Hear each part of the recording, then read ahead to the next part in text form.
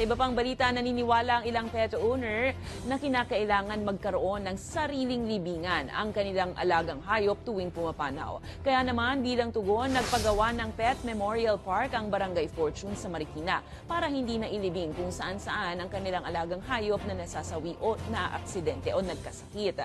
Ayon kay Barangay Chairman Rizalina Chope, limitado at eksklusibo lang sana ang Pet Memorial Garden sa kanilang mga residente. Pero anya, marami ang nakikiusap na payagan na ilibing sa kanilang barangay.